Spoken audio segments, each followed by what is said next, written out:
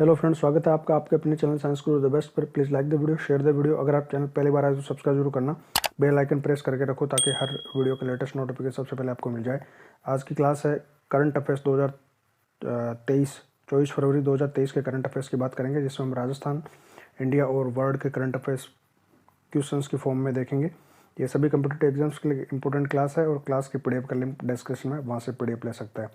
तो शुरू करते हैं। आज की क्लास का सबसे पहला क्वेश्चन है, नीति आयोग के द्वारा जारी देश के अति पिछड़े और महत्वाकांक्षी 111 जिलों की डेल्टा रैंकिंग में राजस्थान के किस जिले को 11वां स्थान मिला है? नीति आयोग के द्वारा हाल ही में देश के अति पिछड़े और महत्वाकांक्षी 111 जिलों की जो डेल्टा रैंकिंग जारी की गई है, उसमें राजस्थान के किस जिले को 11वां स्थान मिला है? कोटा को, बूंदी को, डूंगरपुर को या बारा को? तो सही आंसर है बारा को 11वां स्थान मिला है डेल्टा रैंकिंग में, नीति आयोग के द्वारा जारी रैंकिंग में।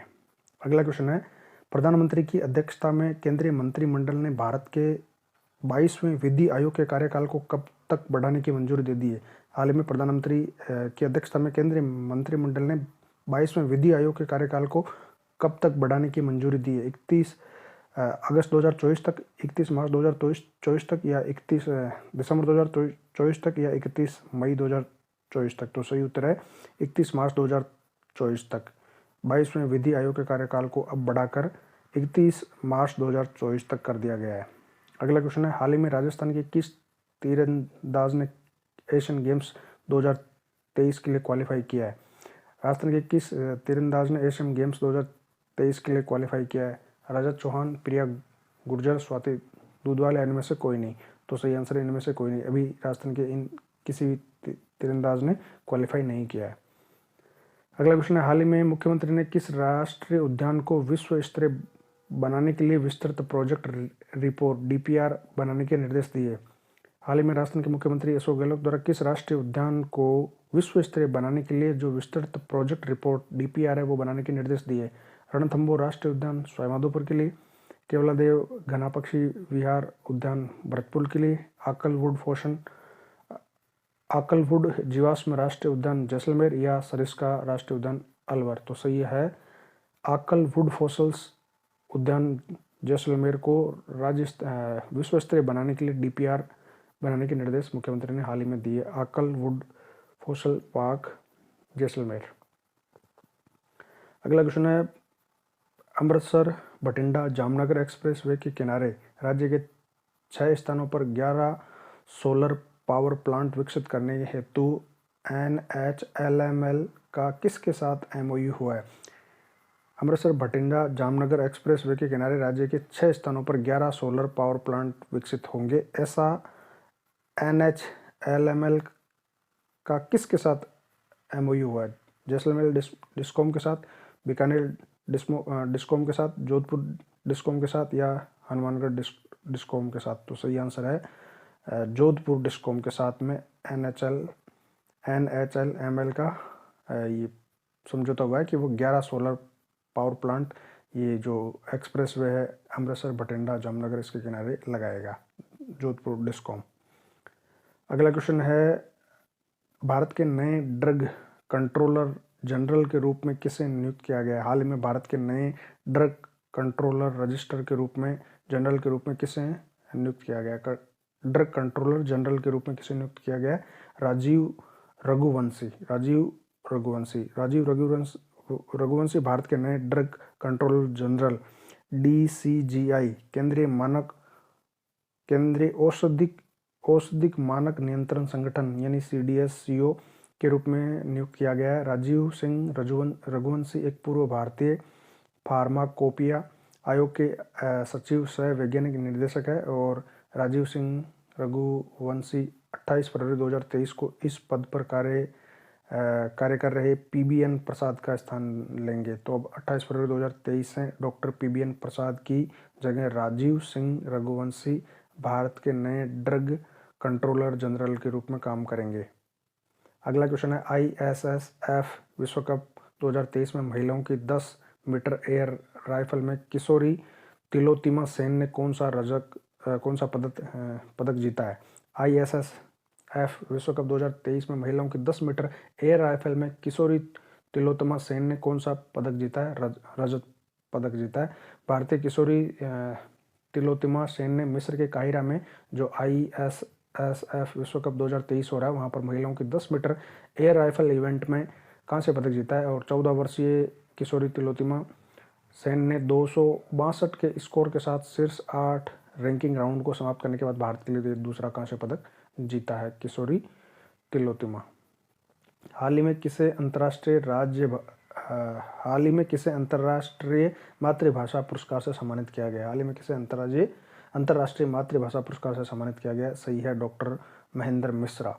डॉक्टर महेंद्र मिश्रा को हाल ही में अंतर्राष्ट्रीय मातृभाषा पुरस्कार से सम्मानित किया गया है। ओडिशा में स्वदेशी भाषाओं की उन्नति के लिए एक भारतीय शिक्षक और सामाजिक कार्यकर्ता डॉक्टर महेंद्र कुमार मिश्रा ने बांग्लादेश के ढाका में प्रधानमंत्री शेख हसीना से विश्व मातृभाषा पुरस्कार प्राप्त किया है। डॉक्टर महेंद्र मिश्रा, ओडिशा, जिनको विश्व मातृभाषा पुरस्कार प्राप्त हुआ है। हाल ही में किसे नीति आयोग का नया CEO नियुक्त किया गया? अच्छा क्वेश्चन है। हाल ही में किसे नीति आयोग का नया CEO नियुक्त किया गया? तो BVR सुब्रमण्यम को भारत के नीति आयोग का नया CEO नियुक्त किया गया है। हाल ही में किस बैंक ने सिंगापुर के साथ वास्तविक समय भीम भुगतान की अनुमति दी है? हाल ही में किस बैंक ने सिंगापुर के साथ में वास्तविक समय भीम भुगतान की अनुमति दी है? SBI, भारतीय स्टेट बैंक ने। भारतीय स्टेट बैंक SBI ने UPI प्लेटफॉर्म का उपयोग करते हुए भारत और सिंगापुर के बीच वास्तविक समय भुगतान प्रणाली लिंकेज बनाने के एक दिन बाद सीमा पार भुगतान के लिए शहर के राज्य की ऑनलाइन भुगतान प्रणाली पेनाउ के साथ में सहयोग की घोषणा की है। अगला है, भारत इलेक्ट्रॉनिक्स ने उन्नत मध्यम लड़ाकू विमान कार्यक्रम के लिए ADA और किसके साथ समझौते ज्ञापन पर हस्ताक्षर किए हैं? भारत इलेक्ट्रॉनिक्स ने उन्नत मध्यम लड़ाकू विमान कार्यक्रम के लिए ADA और किसके साथ में समझौता किया है? तो ADA और DRDO के साथ में BEL ने, भारत इलेक्ट्रॉनिक्स ने ये समझौता किया है। नवरत्न रक्षा PSU Bharat electronics limited BEL ने कहा कि उसने advance medium combat aircraft AMCA कार्यक्रम के लिए एरोनॉटिकल डेवलपमेंट एजेंसी ADA और DRDO के साथ में समझौता ज्ञापन पर हस्ताक्षर किए हैं। अगला है, पर्वतारोहियों और वैज्ञानिकों की एक टीम ने माउंट एवरेस्ट के ऊपर की ऊंचाई पर एक रिकॉर्ड तोड़ने वाला विश्व का सबसे ऊंचा मौसम सेंटर स्थापित किया है। तो कितनी ऊंचाई पर माउंट एवरेस्ट पर विश्व का सबसे ऊंचा मौसम स्टेशन स्थापित किया गया है? तो सही है, 8,810 मीटर की ऊंचाई पर ये सबसे ऊंचाई पर स्थित विश्व का सबसे सर्वाधिक ऊंचा मौसम स्टेशन स्थापित किया गया है। गिनीज वर्ल्ड रिकॉर्ड की रिपोर्ट के अनुसार पर्वतारोहियों और वैज्ञानिकों की टीम ने 8,810 मीटर 28,904 फीट की ऊंचाई पर एवरेस्ट के शिखर से सिर्फ 39 मीटर यानी 128 फीट नीचे रिकॉर्ड तोड़ मौसम सेंटर स्थापित किया है। अगला क्वेश्चन है, हाल ही में किस देश ने हाल ही में अपने रचनात्मक कौशल को भारत के सांस्कृतिक उद्योगों के साथ काम करने में मदद करने के लिए पहली मैत्री सांस्कृतिक साझेदारी शुरू की है? किस देश ने भारत के साथ में रचनात्मक क्षेत्र में सांस्कृतिक उद्योगों के साथ में काम करने के लिए एक मैत्री सांस्कृतिक साझेदारी शुरू की है? सही उत्तर है, ऑस्ट्रेलिया ने भारत के साथ में ऐसा समझौता किया है। 21 फरवरी 2023 को ऑस्ट्रेलिया की सरकार ने भारत के सांस्कृतिक उद्योगों के साथ में अपने रचनात्मक क्षेत्र में काम करने के लिए मैत्री सांस्कृतिक सहयोग शुरू किया है।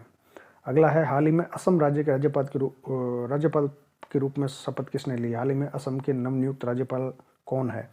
तो गुलाब चंद कटारिया राजस्थान से हैं। ये भारतीय जनता पार्टी BJP के एक वरिष्ठ नेता और राजस्थान की विधानसभा के विपक्ष के नेता है ये गुलाब चंद कटारिया, और ये उदयपुर राजस्थान से 8 बार विधायक बने हैं और भाजपा की केंद्रीय कार्य समिति के सदस्य भी है गुलाब चंद कटारिया, जो हाल ही में असम के राज्यपाल नियुक्त हुए हैं। अगला है, किसने हाल ही में 2023 अर्जेंटीना ओपन जीता है? किसने 2023 अर्जेंटीना ओपन टेनिस खिताब जीता है? सही है, कार्लोस अल्कराज। विश्व के नंबर 2 टेनिस खिलाड़ी कार्लोस अल्कराज ने फाइनल में कैमरून नोरी को हराकर फरवरी 2023 में अर्जेंटीना ओपन का खिताब जीता है कार्लोस अल्कराज। 22 फरवरी 2023 को 3 दिवसीय बाजरा महोत्सव कहाँ शुरू हुआ? 22 फरवरी 2023 को 3 दिवसीय बाजरा महोत्सव शुरू हुआ, कहाँ हुआ? मुंबई में। संयुक्त राष्ट्र ने वर्ष 2023 को इंटरनेशनल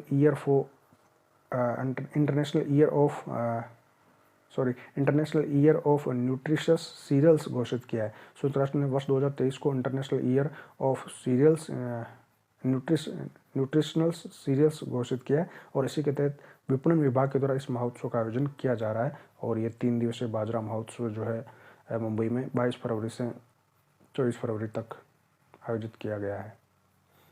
अगला है, किस देश ने घोषणा की है